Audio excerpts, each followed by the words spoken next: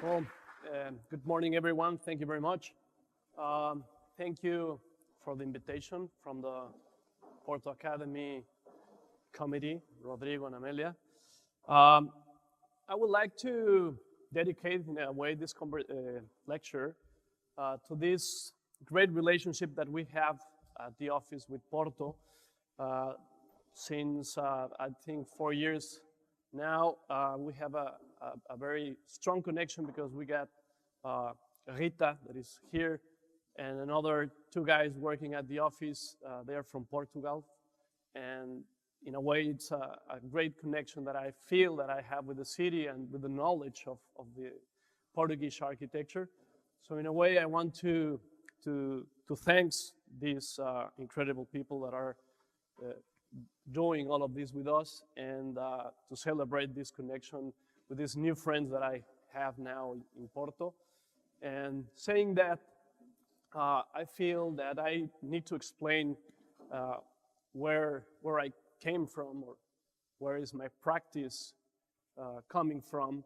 So I want to introduce you to my city town, and also to introduce you with our ideas of how we work in our country and abroad. So with time, I realized that since I never started my practice with these theoretical ideas or these philosophic approaches into architecture, it was more about probably a reaction of the real needs in my country, in my position, in my situation. So after 20 years of practicing, I understand now that like Tarkovsky, the filmmaker was saying sometime, I'm not the result of a philosophical or theoretical analysis, but I'm the result of my practice. After 20 years of practicing, we develop an idea of how to, again, react or engage with people, with sites, and with the real situation. So there are like two strong concepts that we use at the office. The first one is the tectonic concept of our architecture. And in a way, it relates us to the, again, real needs in our situation. The other one is the pragmatism, that obviously it's another simple idea to practice architecture in a situation like we have. So on understanding those concepts, that again, these ideas are not our theoretical approaches, are just our tools, our understanding of how to create architecture in an easy way. You need to understand Mexico. This is our city. This is the complexity of our city. You can see the collage from the ancient cultures and modern approaches, and a lot of people. We are a country with 130 million people. That's 13 times Portugal. So the complexity of that, the relationship between this modernism and our culture and our heritage, and this struggle between cultures, because again, we used to be a country that was conquered by the Spanish country, and in a way, we are that struggling between old or ancient ideas and new ones. This is also Mexico, this huge, complex city that in probably the 70% of the city, you got this informal urbanism and informal construction structures. This is a common or traditional perspective of our city. Again, trying to read the informal vendors, the people, our structure that is sometimes too simple, but sometimes too complex. We also are this. We are a beautiful country with a very, very different and diverse climates and site places. So we got, again, this complexity between this beautiful landscape, this beautiful natural resource, and the complexity of our society trying to be urban or trying to be more cosmopolitan in a way. Also, we are this is the project for the new airport made by Norman Foster. And when I say we're this also it's because if we understand this picture of probably the most ambitious airport of our time, and we take a look at this, I'm not trying to criticize anything, but I'm trying to explain you what's Mexico. Mexico is also this. So again, the contrast between our reality and these other realities and dreams is what make us at the studio these interpreters or these translators of the real needs and the real necessities. This is another concept from Heraclio that explains in a way what I think that is my main concern in architecture.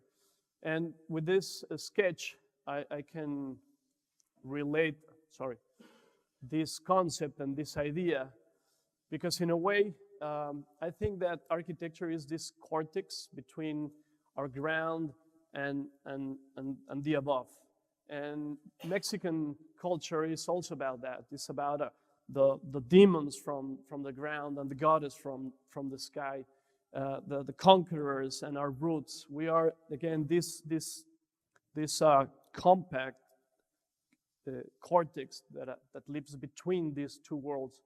And obviously, if we analyze a site, if we understand a culture, we are dealing with these two strong things that are creating this space between where I always says that as humans we're trying to create our stories. You know?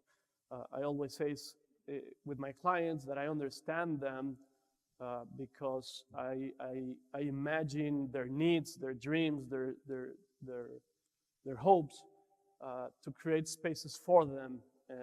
And in a way, I always try not to create stuff that I made up in my mind, but I try to design, again, spaces for them to have personal stories and personal memories.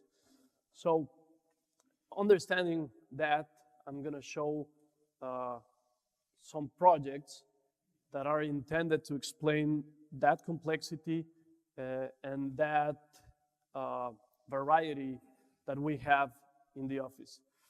So I'm trying again to understand it from the huge scale projects to the small ones. And we will start with this. That was our first big scale project 12 years ago.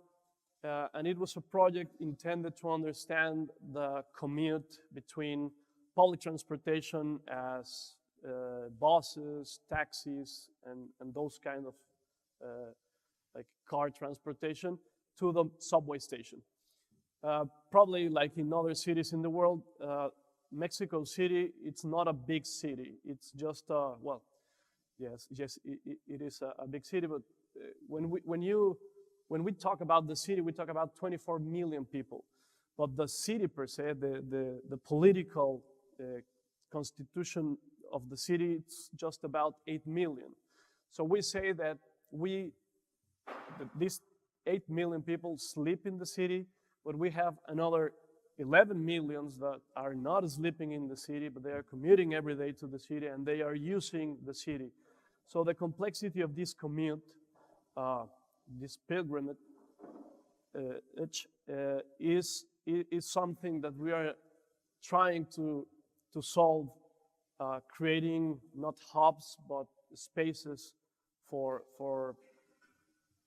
housing, for leisure, for commerce, for retail. So well, this situation of these 2.6 million people that are commuting every day are that commute is resolved in this kind of situation. This is we got 47 hubs like this, and this is the present constitution of these places.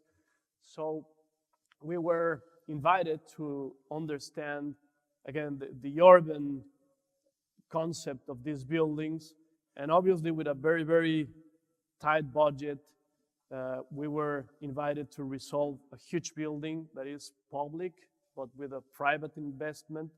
So every concept of the project needs to be efficient. I was talking about the airport, that it's a public building with public investment.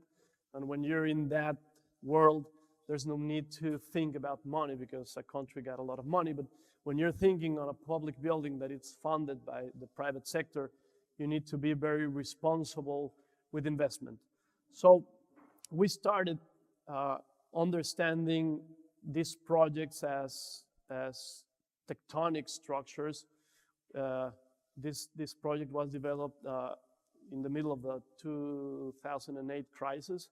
So the constitution of the project was not resolved in a way.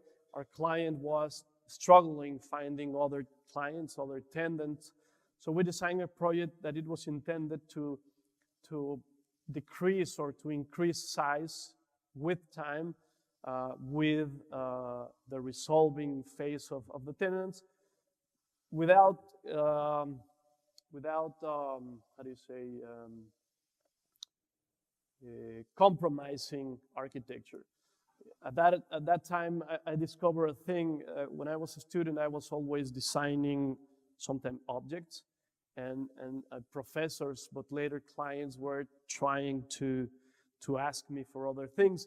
And in that process, when you have a conversation with a client and you need to add or to extract stuff, and you are doing something that it's pretty objectified, you destroy your architecture in that struggling. So with this very simple idea, we start this process of sorry that this is keeping doing this. I don't know if it's going to be easier. Yeah, sorry. So we decide to approach this simple structure, this simple idea that you have all over the world in train stations. But we also discuss the simple way of having buildings without need of electricity, extraction systems, artificial lighting, sorry. So in a way, we developed a simple project that was intended, again, to help these solutions in a very, very complex site with the complexity of this human activity that is these hubs in Mexico. So again, I'm not trying to explain the projects in a very, very traditional way. I just want to tell the story of what we are doing in our practice. So after we developed that, the same client invited us to develop a new one, a bigger one. And when I say they invite us, I want to say that, again, with this idea of not looking for projects, but looking for clients, I always say that I prefer to find a good client and a good project, because a good project is just that. It's an object, it's a story, but it's a single one. If you find your way to engage with good clients and you create a good relationship with them, you're creating a beautiful long-term relationship, and then you will be discovering or invited to new possibilities. So that's also another thing that, for an example, I'm insisting in our workshop. But well, again, this is a photograph of a common retail structure in Mexico. Like in old times, these neighborhoods, they just use the street, they just cover the street with these plastic structures, and they gather there. So imagining that that's what you need sometimes, we design, again, this tectonic building, very simple, imagining this simple structure that just repeat a lot of times.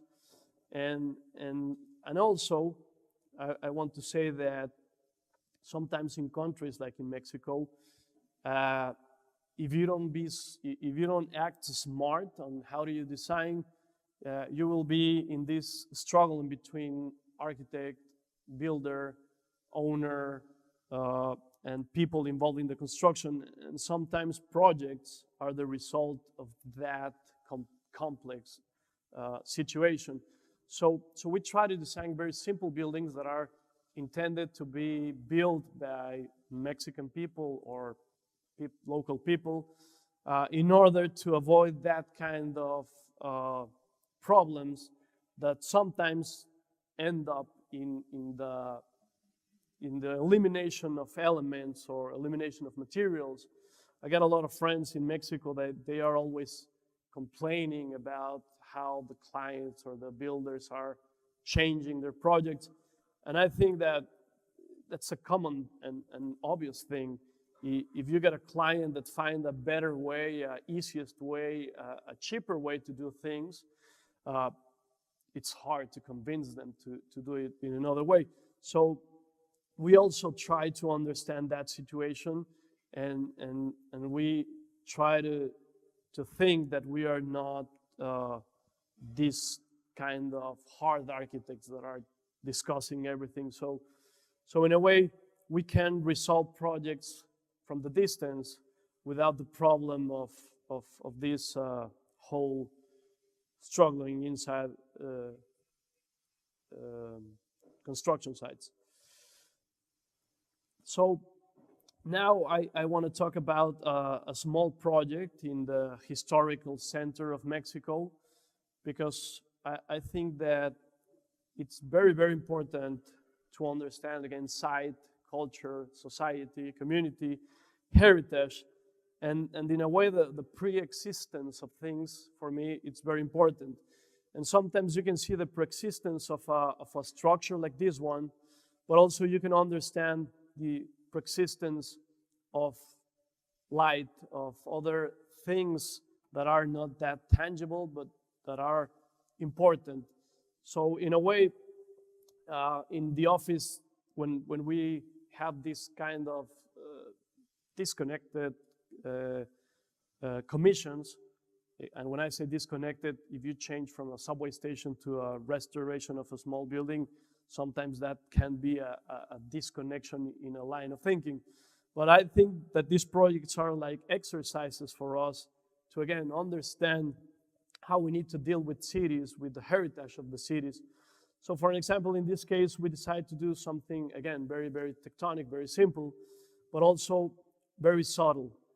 I was with the idea that this building has like 200 years. So when you're invited to do something like this, in my perspective, you're just a passing architect or passing person in a huge timeline. So the strategy of being subtle, I think that it's a humble thing to think. So again, you can see this connection between our modernism and our heritage. So another project, a more simple and beautiful project, is a countryside house. Like I was saying, if you understand your clients, if you understand their needs, you can also understand their budget. And at the office, that's a very, very important thing to understand, because I think that we need to be able to work with rich people, with communities, with poor people, because again, for me, it's not about architecture, it's about people. So in this case, with this beautiful budget, with this beautiful site, we decided to create a very, very simple structure that totally integrates into the landscape.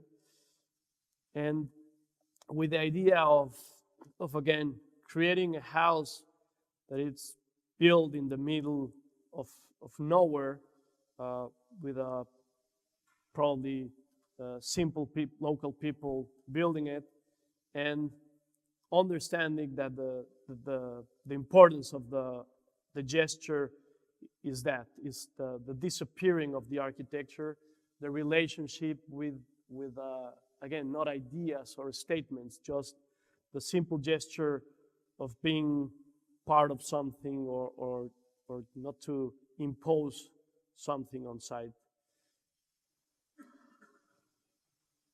Like I was saying, this is a beautiful landscape and a beautiful opportunity to understand materiality.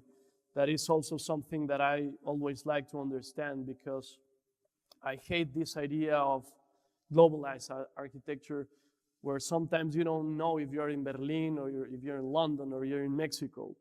We tend to do that. We tend to have the same iPhone or the same Zara clothing. And in my perspective, that's sad, because when you travel, you discover beautiful places, beautiful people, and other cultures that gives you a lot of things. But when you travel to these, again, bubbles that are all over the world, you're just repeating yourself, and you're just absorbing the same magazine, internet thing that it's globalizing everything. So about materiality, we try to bring the site, again, in order to create that relationship with local things. This is another project, totally different. This is a lettuce hydroponic plant in a place called León, Guanajuato, in Mexico. And the story of this project is that the client was willing to create a space for the people, for the workers, for the people that works in that area, and he asked us for hacienda. It was a strange commission, because if someone asked, an hacienda is this old structure that we have in Mexico that was intended to protect families in open spaces. So we decided to create what we thought that it was that idea. We create a gathering point, a gathering space, a gathering patio to provoke between people connections. I think that office spaces are very important in our times, because we spend more time there than in our houses. So sometimes we can say that offices today are houses, are homes in a way. So we try to avoid the traditional commission of office spaces inside buildings. We try just to accept the office spaces commissions that have this freedom and this flexibility to create what we think that has to be the place to work. So relating these people, sorry, to what we do, they produce this, is that we decide to create this kind of connections between obviously people, natural landscape, artificial landscape, and their production landscape. So this simple space that just relate with time. I was with this like James Turrell thing.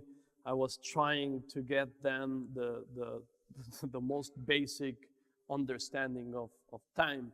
Sometimes when we are at the office, inside an office in New York, you don't even know what time of the day you are in. So again, with this relationship between people and site, between people and simple things like the weather, is that we decide to create this I think beautiful space. Later, another different commission. This is an equestrian project that was intended, this is a reference of a beautiful ancient community called Cantona that was entirely made by volcanic stone. But well, the commission of the client was intended to create a space for German expats that are living in Mexico in this specific region, because they produce Volkswagen and Audi cars from all over the world in this area from, I think, that 30 years now. But he was intended to have these clients, German equestrian clients that used to horse ride when they were in Germany, and now they don't have the time, well, not the time, they don't have the space to have the horses. So he decided to create this small lofts, in a way, using a common area for the horses. So they give us this beautiful, again, mountain, and we decided to create something that was, again, very, very subtle, very, very well integrated to landscape, and with this idea of the regional materiality of things. This is not far away from Mexico, but it's a 3 hours drive. So again, we were thinking on something simple to avoid the conflict of not being in the site. But again, this was more about relationship between landscape and between the real needs. That in this case, again, this is a rich client with horses and a beautiful story and a beautiful budget, as you can see. But again, understanding relationship between subway stations and buses, and here horses and humans inside, is that we imagine things. And in a way, I think that avoiding a style, we are creating a simple communication between our projects and our clients. And when I say style in Mexico, and I can see that obviously here because of these huge architects that we have, like Barragán in Mexico or Sisa and Soto de Mora in here, is that we sometimes create this tendency of style. So I try to avoid that and to react into these other elements that are not the aesthetic. You know, landscape or artificial or architectural landscape is also something very important for us at the office. Sometimes we work with the vegetation, sometimes we got the opportunity to work with this kind of strong elements that relate us to this volcanic and historical background that we have. So now I'm gonna finish the lecture presenting a final, not project, but a final idea that we're developing at the office. The government invited us like 3 years ago to design houses for specific locations. For the last probably 60 or 70 years in Mexico and abroad also, the tendency was to design social and rural housing from offices inside cities. So in the case of Mexico, the government was designing houses inside buildings in Mexico City, not thinking on anything but the efficiency of things. And they never react to specific site locations or specific weather conditions.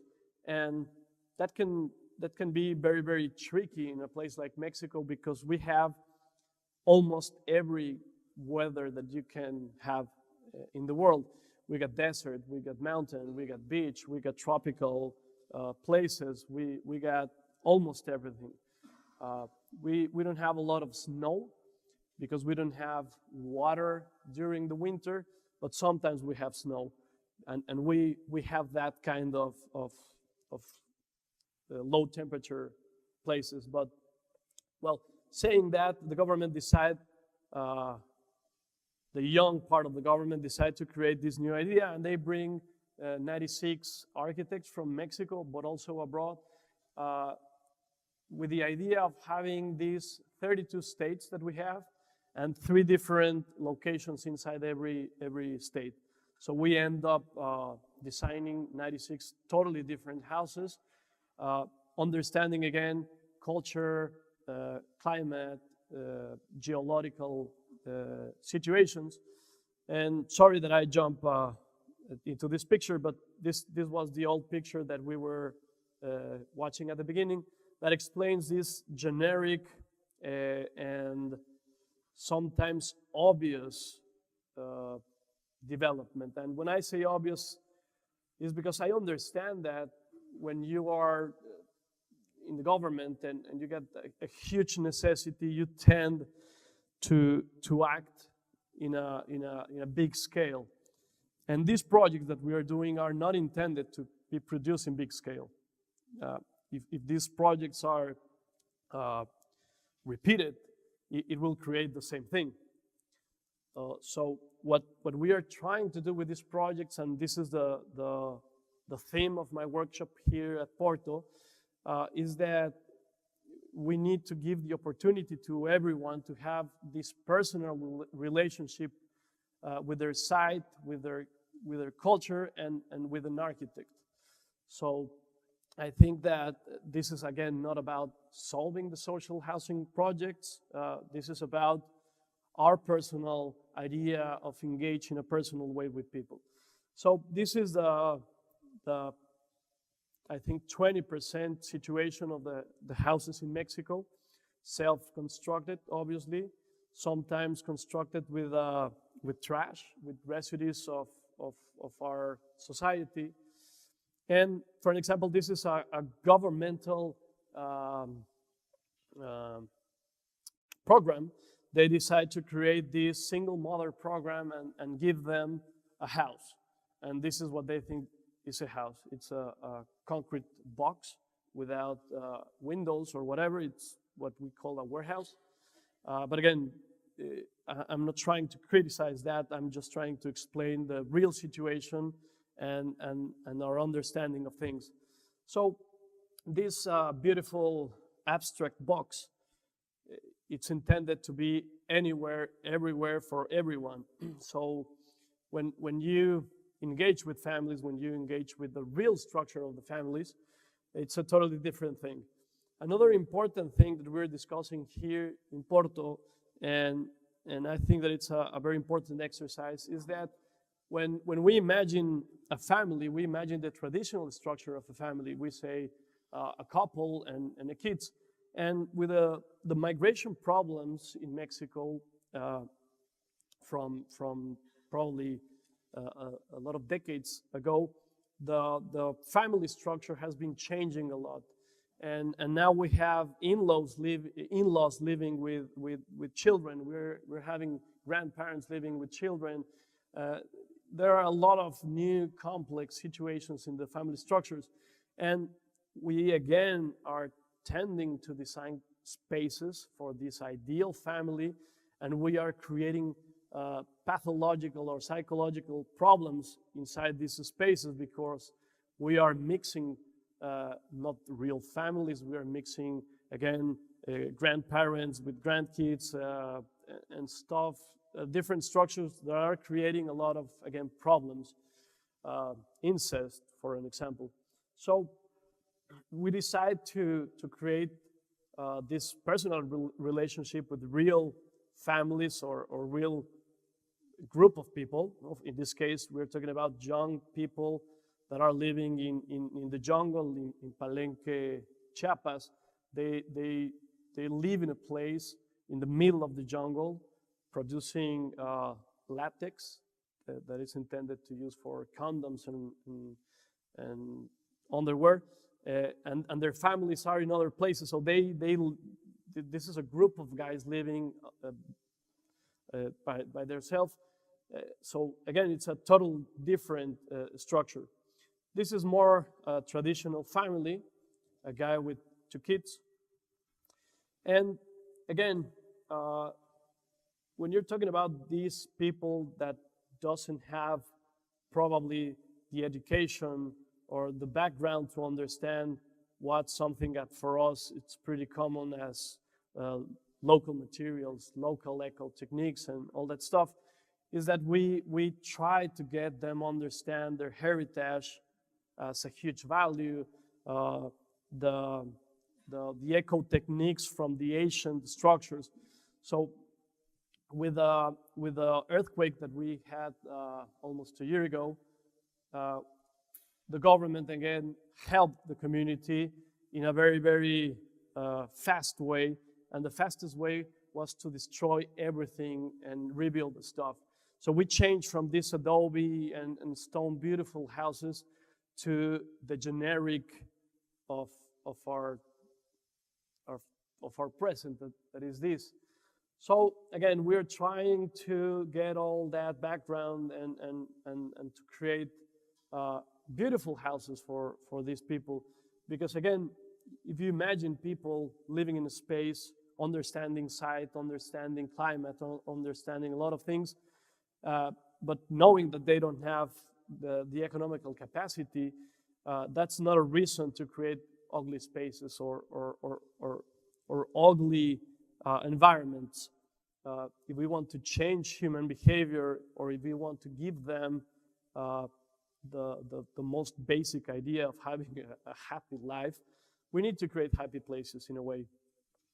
So again, this exercise that is so simple, it's so basic, for me as a personal thing, but also at the office, it's an understanding of how we need to relate with people with real needs, with real dreams, and probably forget about our personal intellectual ideas of things, of objects, of I think naive understandings of life. These are very, very different weathers. Sorry that I didn't explain the specifics. We saw the jungle, we saw mountain, desert, and now we're seeing the last one that is mountain. And you can see not a style, but just this typology of tectonic approach and an idea of give them the opportunity to have a simple houses to build. Because again, we're not building this house, they are building their houses. This is a self-construction program. So we need to give them the opportunity to understand what they need to build and extract the formal and institutional ways of building things. This is a complex understanding because obviously when you don't have money and you are building your house in the middle of nowhere and you're part of this informal sector, and you need to try to build your house in the formal sector, it's too complex to understand because again, you're putting a lot of rich input or formal input in the informality, and again, what we're trying to do is to extract that. That's probably not a simple task because we are going back in a way. But I think that if we are designing in this world, 70% of the population in the world is living under these conditions, it's pretty tricky because sometimes we are taught to work for the elite and we're forgetting about the reality of our world. And I'm not saying that we're not doing beautiful and rich people projects. What I'm saying is that I'm trying to create a common approach into clients regarding the specific of their economical or community background situations. So thank you.